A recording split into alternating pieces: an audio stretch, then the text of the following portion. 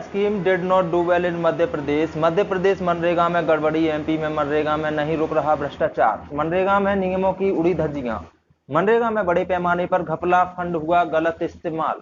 उस समय सरकारी ऑडिटर ने सरकार से कहा था कि इस योजना का उचित तरीके से क्रियान्वयन करने सरकार को गहन निगरानी रखना होगी। कैग रिपोर्ट में जिन राज्यों में ज्यादा गड़बड़ियां देखने को मिली थी उनमें मध्य प्रदेश और राजस्थान का नाम प्रमुखता से था।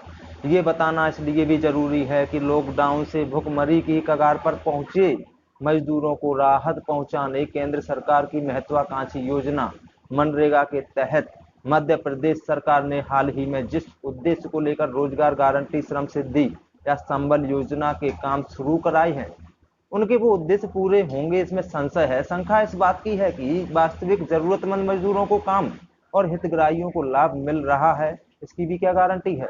डूबते को तिनके का सहारा कहावत जहां परेशान मजदूरों को रोजगार और राशन पहुंचाने की सरकारी मंशा पर सटीक बैठती है, तो सरकारी सिस्टम ने तू डाल डाल में पात पात की दिशा में चलकर सरकार की किरकिरी कराने की ठान ली है।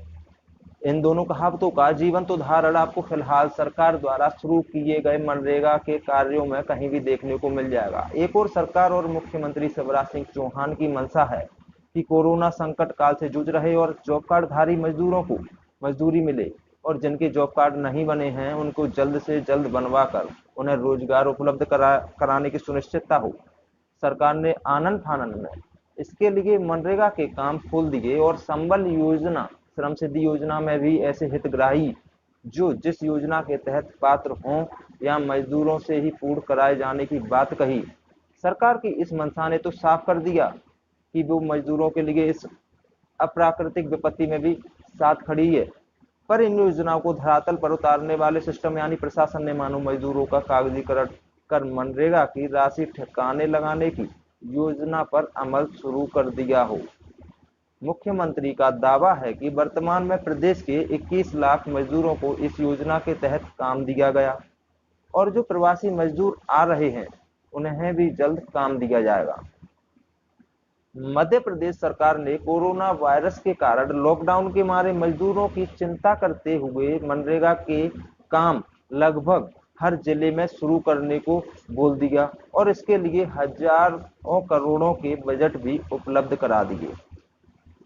कोरोना वायरस के चलते बेरोजगार हुए मजदूरों के लिए सरकार कितने ही बेहतर कदम उठा ले पर उनकी मजदूरी पर डाका डालने वाले नहीं मानेंगे। अभी मनरेगा के काम शुरू हुए कुछ ही समय बीता की घपलेबाजी सामने आने लगी। 2 रोज पहले ही भिंड जिले के लाहार जनपद पंचायत में महिला सरपंच सचिव के खिलाफ पुलिस ने 420 सहित अन्य धाराओं के तहत मामला दर्ज किया। मामला भी बड़ा रोचक है। दोनों ने मिलकर मनरेगा के काम में करीब 100 मृत लोगों के नाम सहित सरकारी कर्मचारियों को भी मजदूर बताकर करीब 4,50,000 रुपए से ज्यादा राशि निकाल ली। इसी जिले की झांकरी पंचायत में तालाब स्टॉप डैम काम में मजदूरों की जगह मशीनों से काम चल रहा है और परेशान मजदूरों की शिकायत के बाद भी कोई नहीं सुन रहा। भिंड व मुरैना जिले में भी कुछ ऐसे ही मामले हैं। जिला मुरैना में मीरपुर, डोंगरपुर व बिशंगपुर जिसमें मजदूरों की जगह मशीनों से काम कराया जा रहा है, वहीं पूरे भिंड जिले में भी मनरेगा के कार्य मशीनों द्वारा हो रहे हैं।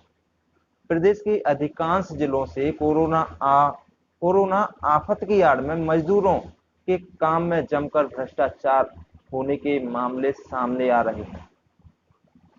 जल संरक्षण से जुड़े तालाब खुदाई, नाली निर्माण, सड़क निर्माण, गौशाला निर्माण, पौधारोपण कार्य प्रदेश के अधिकांश जिलों में शुरू हो गए हैं। इनमें अभी जॉब कार्ड धारी ही मजदूरों को काम मिल रहा है। जिन पंचायत क्षेत्रों में काम चालू है वहां के रोजगार सहायकों की भूमिका पर मजदूर ही उंगलियां उठाने लगे हैं। दरअसल 10 मजदूरों को लगाकर फर्जी सेटिंग से 20 का मास्टर तैयार करना, अपने करीबी रिश्तेदारों को मजदूरी का लाभ दिलवाना, फर्जी नामों को जोड़कर राशि हड़पना, मजदूरी के साथ इनके घर का काम करे तो ठीक, नहीं तो अगले दिन का काम नहीं। ये सब बेरोजगार सहायक और संबंधित सरपंच सचिव की मिलीभगत का नतीजा होता है। इस विकराल आपदा से टूट चुका मजदूर तो शिकायत करने से सोच भी नहीं पाता। पंचायतों में मजदूर कोई काम कर रहा, खातों में पैसों की पैसा किसी के आ रहा, यानी मजदूर की मेहनत में भी कमीशन खोरी। ये सब होता इसलिए है कि जिनके जॉब कार्ड नहीं बने सो दूसरों के नाम पर इन्हें पेट की खातिर मजबूरन मजदूरी करना पड़ती है। इस कोरोना वायरस का इफेक्ट के चलते हर सरकारी योजना का धरातल पर जिम्मेदार सिस्टम दुरुपयोग कर रहा है और सरकारी राशि को ठिकाने लगाने की तिकड़म हो रही है। अन्य योजनाओं से होने वाले चाहे स्वच्छता से जुड़े कार्य हों, इनमें जिनके नाम शौचालय की राशि निकाल ली गई उन्हें पता ही नहीं, ये इसलिए कि कागजात किसी और के, फोटो किसी और का दिखाकर जिन खातों में राशि पहुंचाना है पहुंचा दी जाती है। सरकार को रिपोर्ट ओके मिलती है, काम सिस्टम से दिखता है। मजदूरों को निःशुल्क राशन वितरण और आंगनबाड़ी द्वारा बच्चों के घर निःशुल्क राशन वितरण में जमकर धांधली हुई। महिला और आंगनबाड़ी के बालकों का विकास भले ना हुआ हो, पर कोरोना काल में इस विभाग के अधिकारी जरूर मालामाल हो गए। खैर, हम मनरेगा छोड़ कहां पड़ गए इस चक्कर में, ये सब तो जिस दिन जमीनी जांच हो जाएगी पकड़ा ही जाएगा। बस कोई सरकारी नेता अधिकारी जांच करा भर ले।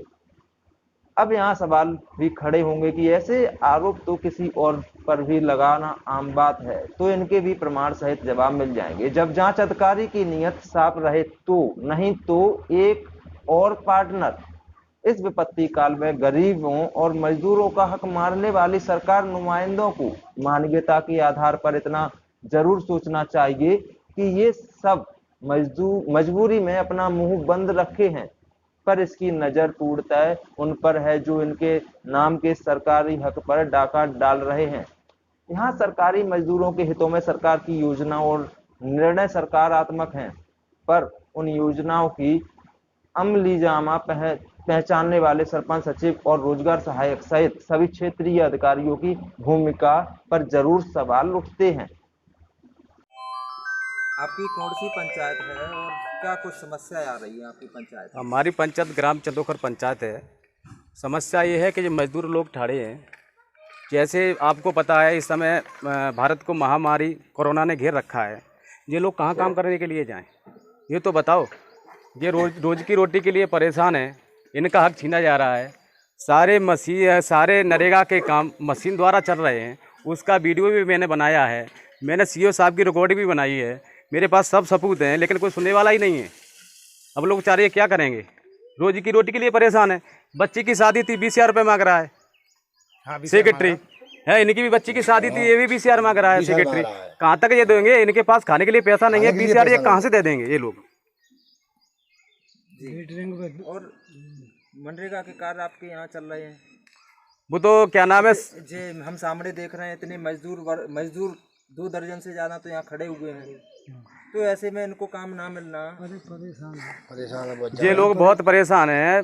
अब ये लोग क्या करें समझ में नहीं आता है। मैंने जॉब कार्ड इन लोगों के हाथ में है, काम देना सेक्रेटरी का काम है। सेक्रेटरी कहता है कि सीओ काम देगा, सीओ साहब कहते हैं इंजीनियर काम देगा, इंजीनियर साहब कहते हैं सरपंच काम देगा। तो इन लोगों का काम कौन देगा, ये तो बताओ। इन लोगों का काम कौन देगा? जब साफ भ्रष्टाचारी है यहाँ पर, जितना काम चल रहा है पूरा मशीन द्वारा चल रहा है। 4-5 बस जब मशीनों द्वारा काम चल रहा है तो उनका पेमेंट कैसे किया जा रहा है? इनका पेमेंट उनके क्या नाम है, सरपंच साहब के पिताजी के खाते में जा रहा है, सरपंच साहब की मम्मी के खाते में जा रहा है, सरपंच साहब की भाई खाते में जा रहा है, और सरपंच साहब के कुछ सदस्य और लोग हैं उनके पहचान के, जो उनके खाते में पैसा जा रहा है। ऐसे लोग हैं क्या नाम है, वो 60 साल से ऊपर हैं, उनके खाते में भी पैसा जा रहा है। बल्कि 60 साल से ऊपर के लोगों के खाते में पैसे नहीं आ सकते, सरपंच का कार्ड नहीं बना सकते। सरपंच का पिताजी भी 60 साल से ऊपर है, मेरे पास उसका वोटर कार्ड भी मेरे पास है, उसमें उम्र 61 साल है। कहाँ से काम कर सकता है वो? और क्या कुछ समस्याएं हैं और कैसे सुलझाई जाए आपकी ये समस्या? अधिकारी वर्ग तो नहीं सुनता। अधिकारी लोग क्या सुनता है? इन लोगों ने मुझको, मेरे पिताजी को उप सरपंच बनाया है यहाँ से, उनकी समस्या को हमको तो सुनना ही पड़ेगा। ये रोड नहीं थी, नहर से लेके रामपाल के परा तक इन लोगों ने चंदा किया, किसी ने 1,000 रुपए दिए, किसी ने 2,000 रुपए दिए, किसी ने 5,000 रुपए दिए। तो है आज तक इस रोड का कुछ नहीं हुआ है। इन लोगों ने अपने ही हाथों से रोड डाल लिए, अब खुद परेशान है। कोई आदमी बीमार हो जाएगा तो खटिया पे लाद के नहर पे ले जाते थे।